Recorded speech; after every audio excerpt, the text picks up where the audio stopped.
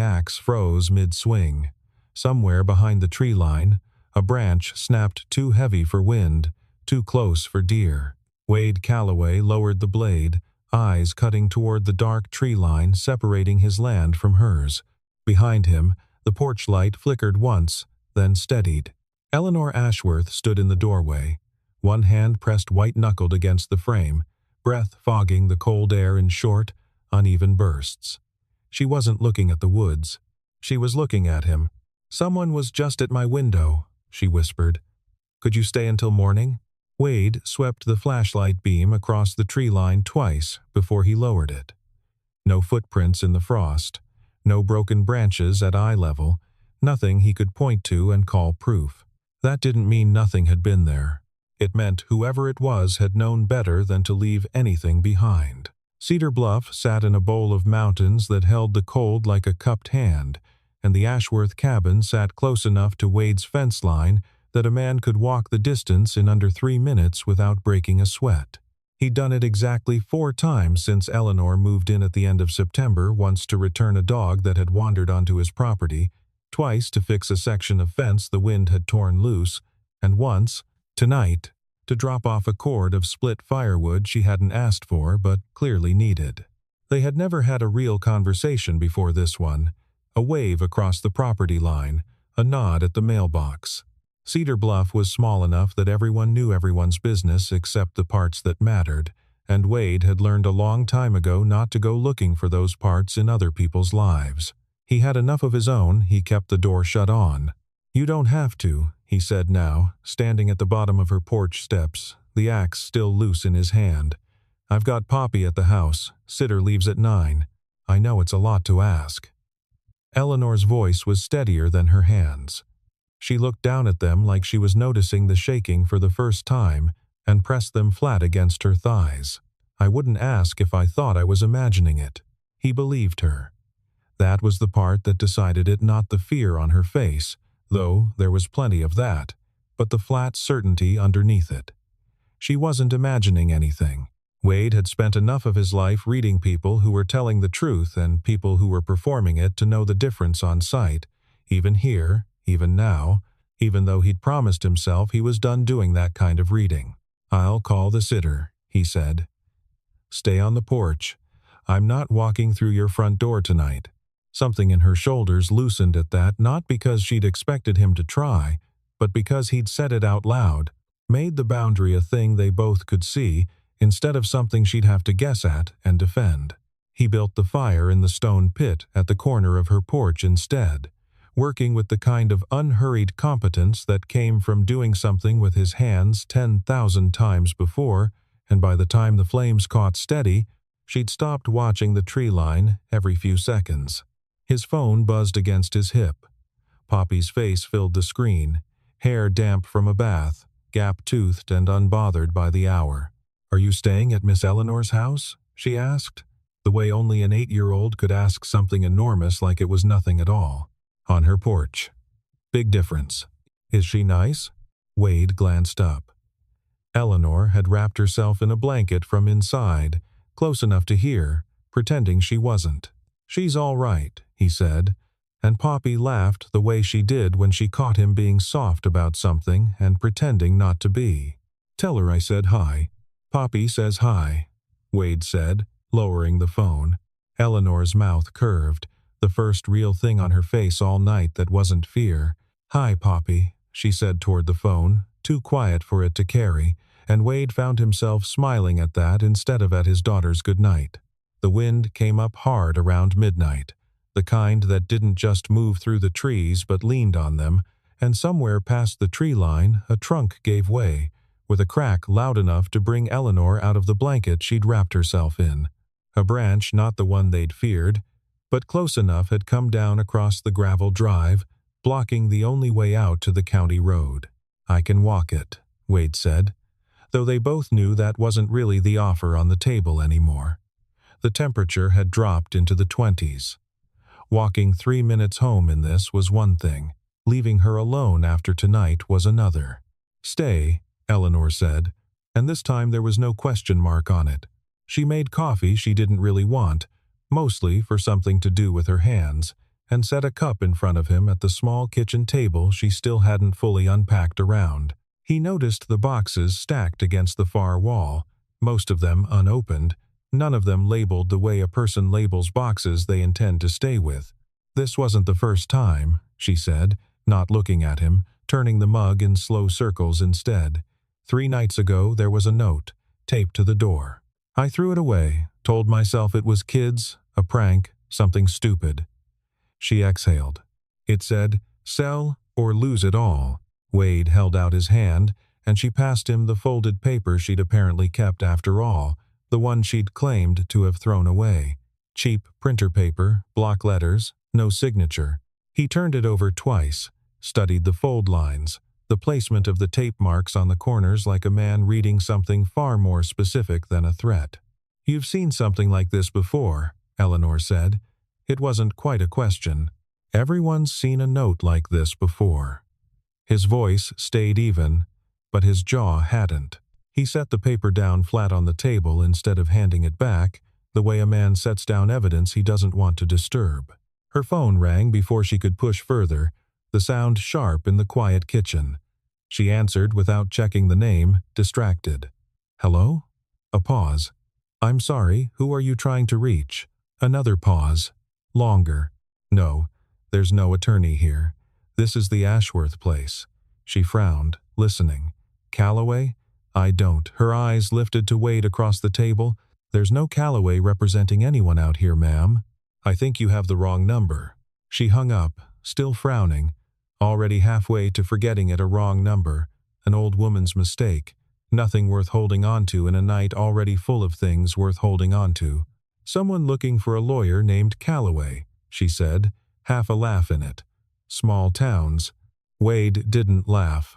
He wrapped both hands around the coffee mug like it was the only warm thing left in the room, and said nothing at all, and if Eleanor noticed the silence stretch a beat too long, she didn't say so.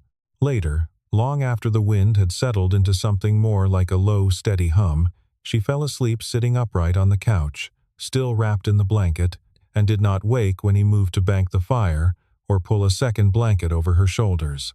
It was the first full stretch of sleep she'd had in longer than she wanted to admit, and she wouldn't fully understand why until much later that some part of her, the part that had spent months flinching at every sound the cabin made in the dark, had finally believed someone else was standing watch. Morning came gray and still. A man was already at the gate when the light broke, pressed jacket, leather folder tucked under one arm, the kind of smile that had been practiced in a mirror more than it had ever been felt. Dale Kessler introduced himself before Eleanor had finished pulling the door open, hand extended, folder already flipping open against his forearm like a magician, revealing the trick before anyone had asked for one. "Dale Kessler, Town Council. I hope I'm not catching you at a bad time." He was catching her at exactly the wrong time, and something in his eyes suggested he already knew that and had chosen the hour anyway. "I heard about the trouble out here," he said, before she'd offered a word. "Terrible thing. This town used to be safer than this." He said it like a man laying flowers on a grave he'd dug himself. "I wanted to come by personally, neighbor to neighbor. There's a reassessment coming through next spring. Property taxes out here on the creek side are about to climb higher than most folks can carry. I've got a group interested in buying up a few parcels before that happens. Fair price. Quick close. No headaches." "I haven't been here 3 months, Eleanor said. "I'm not selling anything." Of course. Kessler's smile didn't move, which was somehow worse than if it had faltered. "No pressure at all. I just hate to see good people caught off guard by paperwork nobody explained to them." He glanced past her shoulder, and his eyes settled on Wade for the first time a beat too long, a measurement more than a greeting. "Calloway. Didn't expect to see you out this early." "Didn't expect to see you at all," Wade said, and left it there. Kessler laughed, easy, unbothered, a man who'd built a career on being unbothered in rooms where other people weren't. He left his card on the porch rail. Eleanor hadn't reached for it, so he simply set it down like leaving a seed in soil he was confident would take, and told her to think it over. No rush. These things were better handled without pressure. Then he was gone, down the drive, past the branch that had fallen the night before, stepping around it without breaking stride, like a man who'd already priced it into his morning. Eleanor watched him go, arms crossed against the cold. He's not subtle. No, Wade agreed. He doesn't have to be. She looked at him sideways. You know him. Everyone in Cedar Bluff knows him. It wasn't a lie, exactly, but it wasn't the whole shape of the truth either, and Eleanor heard the gap in it even if she didn't have the tools yet to name what was missing. Poppy arrived not long after on the back of the neighbor's ATV, dropped off for the morning while her sitter ran errands in town, and within minutes she'd found Eleanor's dog in the side yard and was down in the frost-crisped grass with him, unbothered by cold or mud, or the tension still hanging over the porch like smoke that hadn't cleared. Wade watched his daughter throw a stick with the kind of total, uncomplicated joy that made the rest of the morning feel briefly survivable. She's sweet, Eleanor said. She's a menace. Sweet is just the version she shows strangers. Eleanor almost laughed the first close call at it, since the note, since the branch, since the man with the folder, and it caught Wade off guard how much he'd wanted to hear it. She didn't ask him again how he'd known to read Kessler's card without picking it up, how he'd clocked the fold of the man's collar and the make of his watch before he'd said a single sentence back. She filed it away instead, the way a person files away a fact they aren't ready to spend yet, and told herself she was imagining the shape of it. The firewood kept coming.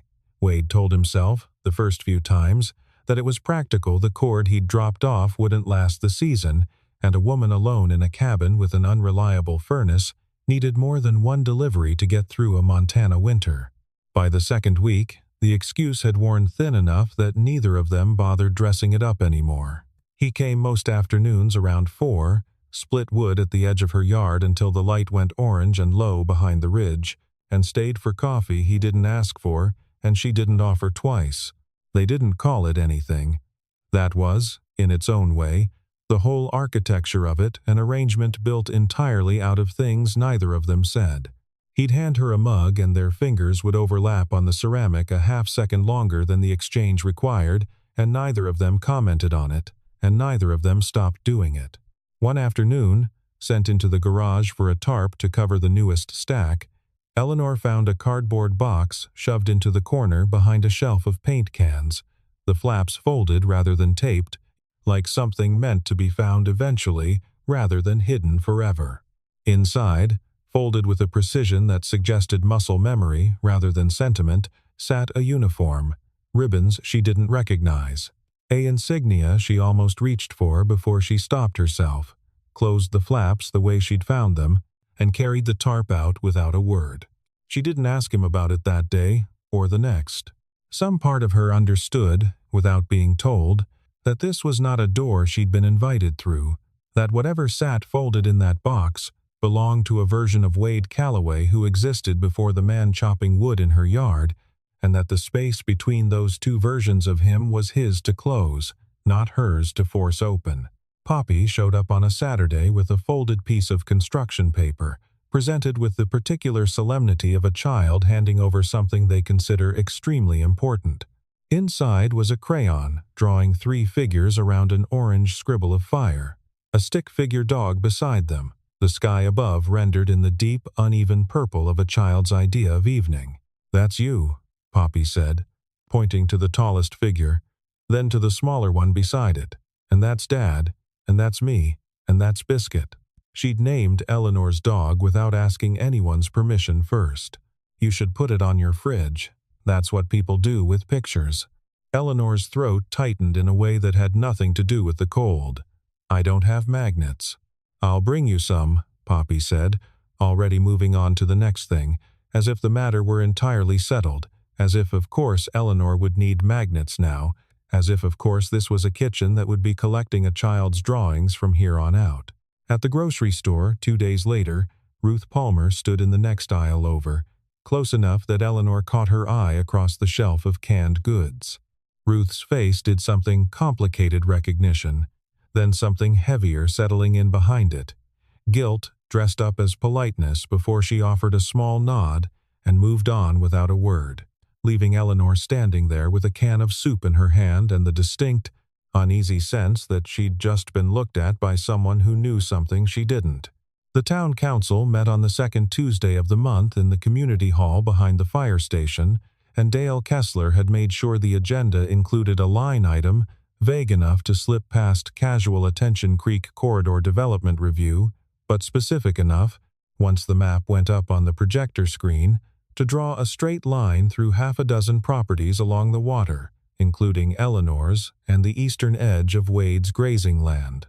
Kessler stood at the front with the easy authority of a man who'd run this room 100 times before, framing the whole thing as opportunity, tourism revenue, a boutique lodge development, jobs for a town that had been losing young people to Missoula and Bozeman for a decade. He passed out packets. Eleanor took hers and read it the way she read everything now, slower than the room around her, tracing dates and clauses instead of headlines. The discrepancy sat in the fourth page. A reference to an easement agreement dated 11 years prior, except the parcel description in that agreement didn't match the current survey lines, off by a margin too clean to be a clerical accident and too small for anyone skimming the packet to notice. She didn't say anything in the meeting. She'd learned, a long time ago, in a different room with a different gavel, that the moment to raise a discrepancy was never the moment you first saw it.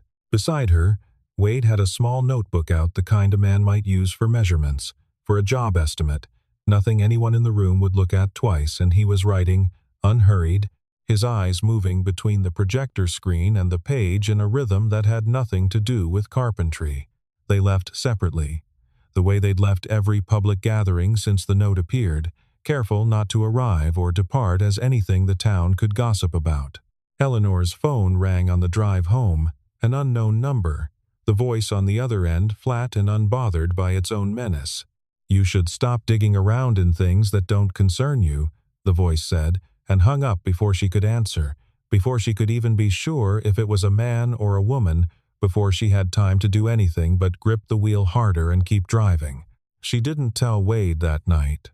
She told herself it was because it was late, because Poppy needed picking up, because there'd be time tomorrow, but some smaller, more honest part of her knew she wasn't ready yet to hear what his face might do when she said it out loud.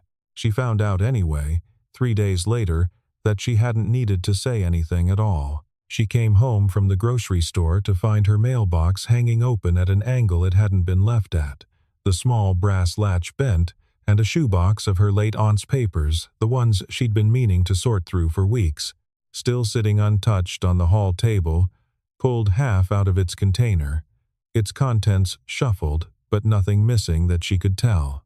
Nothing gone. Everything touched. The kind of message that didn't need a note taped to a door to be understood. The sheriff took her statement with the particular slowness of a man who had already decided, before she finished the first sentence, how little this conversation was going to matter. He wrote 3 lines in a small pad, told her these things happened sometimes with older properties, older mail, and suggested she get a better lock. He did not ask who might want to frighten her. He did not write down Kessler's name, though Eleanor said it twice, clearly, both times. She called Wade before she'd even pulled out of the station lot. That evening they sat at her kitchen table with the shoebox between them, the same box that had been rifled through, and went through what remained of her aunt's papers, page-by-page insurance forms, a decade of tax receipts, photographs of a woman Eleanor barely remembered, standing in front of a younger version of this cabin. Near the bottom, folded into quarters and tucked inside an envelope marked nothing but a date, they found a single page referencing a survey filing that predated everything in Kessler's packet by nearly 2 decades, a boundary line that didn't match the one on the projector screen at all. "This isn't a clerical error," Eleanor said quietly. "This is a different property line entirely." Wade didn't answer right away. He was still looking at the date on the envelope when a soft knock sounded at the door, not the door itself, but the screen, someone tapping it lightly enough to be more courtesy than announcement. When Eleanor opened it, no one stood on the porch. Only an envelope, tucked half beneath the mat, damp at one corner from the melting frost. Inside was a photocopy, grainy, decades old, but legible. A ledger page from 1994, the town's original recording book, long since digitized and, according to the copy in Kessler's packet, long since superseded. The signature on the sale agreement Kessler had circulated did not match the signature on this older page, not close, not even the same hand. There was no note attached, no name, but Eleanor knew before Wade said it out loud. "Ruth Palmer," she said. "She's the records clerk." Wade set the photocopy down beside the old survey page, lining the two up like a man used to building a case out of documents that didn't want to sit still together. For a long moment he didn't speak, and when he finally did, his voice had dropped into something lower, steadier. A register Eleanor hadn't heard from him before. "I used to read paperwork like this for a living," he said. "More of it than I ever wanted to. Enough that I stopped being able to look at a stack of forms without checking the dates first, without my hands doing it before my head catches up." He didn't offer a title. He didn't say where, or when, or for whom. But it was more than he'd given her in 2 months, and Eleanor understood, without needing the rest of it spelled out, that whatever he used to be had prepared him exactly for this. For sitting at her table at 9 at night, cross-referencing forged signatures like it was second nature. "Why did you stop?" she asked, careful, quiet. "Because I got good enough at it that I forgot how to come home from it," he said. "And then I didn't have a choice about coming home anymore. So I stopped." She didn't push further. She reached across the table instead and set her hand briefly over his, over the photocopy, over all of it, and he let her. A truck she didn't recognize was parked at the end of Wade's drive the next evening when Eleanor pulled in to drop off Poppy's forgotten backpack, and through the kitchen window she could see 2 men standing across the table from Wade, neither of them removing their coats, both of them talking in the low, patient tones of men used to getting what they came for. She didn't go in. She waited in the truck until they left, watched them pull out without looking her way, and only then did she knock. Wade opened the door with his jaw still tight, though he softened it when he saw her, the way he always did, deliberately, like a man choosing to set something down before it could be carried into the wrong room. "Kessler's people," he said, before she asked. "Offering to buy the eastern grazing parcel. Generous number. Said it'd be a shame if the boundary dispute with the creek corridor got complicated for a man raising a kid alone." He said it flat, without heat, which somehow made it worse than if he'd shouted it. "What did you tell them? That my daughter's not for sale and neither is my land, and that they should get off my porch before I called someone who'd make them regret being on it." A pause. They laughed. Left anyway. Eleanor studied him, the stillness in his shoulders, the total absence of panic in a man who'd just been threatened at his own kitchen table with his child asleep down the hall. It wasn't bravado. It was the calm of someone who had once stood in far worse rooms and learned, a long time ago, exactly how much of himself he was willing to hand over under pressure. None of it. Not then. Not now. They spent the next 4 hours at that same table, papers spread between them in overlapping fans, the 1994 ledger copy, the mismatched survey filing, the packet Kessler had circulated at the meeting, a legal pad filling with Wade's small, economical handwriting as he built, sentence by sentence, the shape of an argument neither of them called by its real name. Not once did either of them say the words attorney, or judge, or counsel hearing testimony. They didn't need to. The work spoke plainly enough without the titles attached to it. Near midnight, a door down the hall creaked, and Poppy appeared in the kitchen doorway in socked feet and a t-shirt 3 sizes too big, hair flattened on one side from sleep. She didn't say anything about the papers, didn't ask what they were doing. She crossed the kitchen in a straight line and climbed into her father's lap, burying her face against his shoulder. "You were talking loud," she mumbled. "Not mad loud. Just loud. Just loud," Wade agreed, wrapping an arm around her, and held her until her breathing evened out again, until the tension in the room dropped a register to match the quiet weight of a sleeping child. Eleanor watched them, something in her chest pulling loose that she didn't have a name for yet, and when she reached across the table for the next page, her hand landed briefly on Wade's, both of them reaching for the same document at the same moment. Neither of them moved first. For a few seconds, neither of them moved at all. The community hall was fuller than usual the following week, word having moved through Cedar Bluff the way it always did, not through any announcement, but through the particular gravity of people sensing something was about to happen and not wanting to miss it. Eleanor stood at the front with the 1994 ledger copy in one hand and the mismatched survey filing in the other, and laid out the discrepancy in plain, unhurried language, the kind of clarity that came from years of explaining complicated things to people who needed to understand them the first time. She held up the two signatures side by side, the forged one and the real one, close enough for the front rows to see the difference without needing an expert to point it out. A murmur moved through the hall. Kessler, seated near the front with his folder closed on his lap for once, kept his face composed, but his knuckles had gone pale where they gripped the armrest. Then Ruth Palmer stood. The room quieted fast, the way it does when the person speaking is someone nobody expected to speak at all.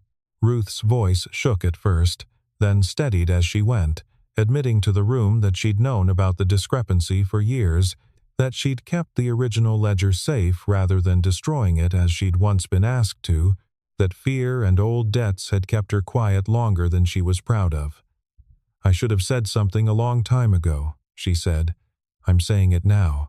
Kessler's attorney rose to object to the relevance of a records clerk's personal history, and Wade, still seated, still dressed like a man who'd come from a job site rather than a courtroom, asked a single question about chain of custody on the original filing, precise, unhurried, the kind of question that only made sense if you already knew exactly what answer would unravel the other side's paperwork. The attorney hesitated. The hesitation was answer enough. The council voted to suspend the Creek Corridor development pending review, 7 votes to 1, and to refer the falsified agreement to the county prosecutor's office for further investigation. Kessler did not wait for the gavel to fully land. He gathered his folder, rose without a word to anyone, and crossed the room toward the exit, pausing only once at Ruth's chair, close enough that only she could hear whatever he said, brief and low, before he walked out into the cold. Ruth's hands were still shaking when Eleanor reached her afterward, but there was something steadier underneath the shaking now, something that looked almost like relief. "I kept that ledger in a shoebox in my closet for 11 years, Ruth said quietly. "Told myself I was waiting for the right time. There was never going to be a right time. There was only this one. Once somebody finally gave me a reason to use it." Neighbors, Eleanor barely knew, stopped her on the way out, offering the kind of small, awkward gratitude small towns specialize in: a hand on the shoulder, a murmured "thank you," a woman she'd only ever nodded to at the post office, telling her that her aunt would have been proud. None of it fixed anything yet. The investigation was only beginning, the vote only a pause, and not a verdict. But something in the room had shifted anyway, the way a held breath shifts once it's finally let out. Outside, snow had started again, light and unhurried, catching in the parking lot lights. Eleanor found Wade leaning against his truck, watching the hall empty out behind her, and she crossed the lot to stand beside him, close enough that their shoulders nearly touched. "You're going to tell me who you really are eventually," she said. It wasn't quite a question. Wade looked at her for a long moment, snow catching in his hair, something loosening in his face that had been held tight for months. "Tomorrow," he said.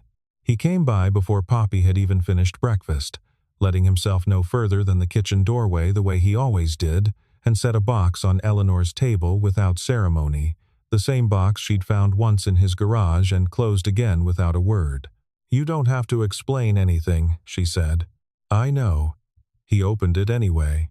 The ribbons meant little to her without context, but the identification card near the top of the box did not need context. Lieutenant Colonel Wade Calloway, Judge Advocate General's Corps. A federal seal she recognized instantly, having spent enough years standing beneath one of her own. "Land use law," he said. "Federal easements, mostly. Boundary disputes on military and tribal land, the kind nobody wanted to touch because the paperwork went back further than anyone's patience." He turned the card over once in his fingers before setting it down. "I was good at it. Too good, maybe." My wife used to say I brought casework home even when I didn't bring it home, that some part of me was always still reading somebody else's paperwork even at the dinner table. A pause. After she died, I couldn't do it anymore. Every file felt like it belonged to someone who still had time. I didn't feel like I did. Eleanor listened without interrupting, and when he finished, she reached into her own bag and set something small on the table beside his card, a worn leather case, opened to reveal a judicial identification badge, a state seal, a title she'd been carrying around Cedar Bluff for 3 months like a stone in her pocket. Wade looked at it, then at her, and something that had been serious in his face cracked slowly into something closer to disbelief. "You're a judge. Appellate court." On leave, she almost smiled. "I moved out here to stop being one for a while. I moved next door to stop being a lawyer. We've been calling each other the neighbor for 2 months. In my defense," Wade said, "you never asked. Neither did you."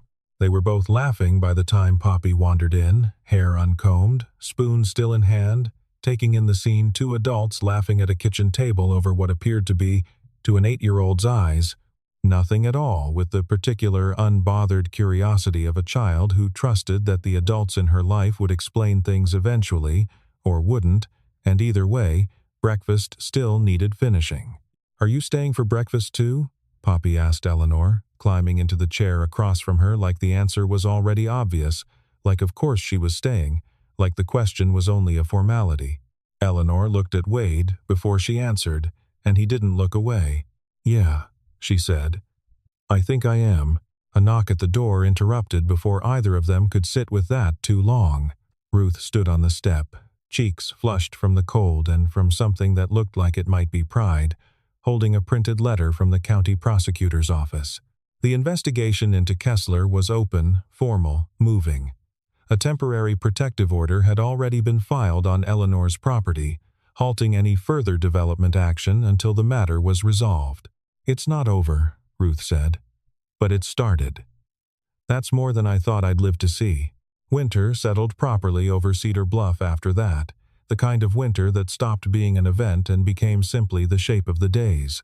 The woodpile Wade had built at the corner of Eleanor's porch that first night had grown into something permanent, restocked without discussion every few weeks, no longer a delivery but a fixture, the way a fence or a porch step becomes part of a house rather than something added to it.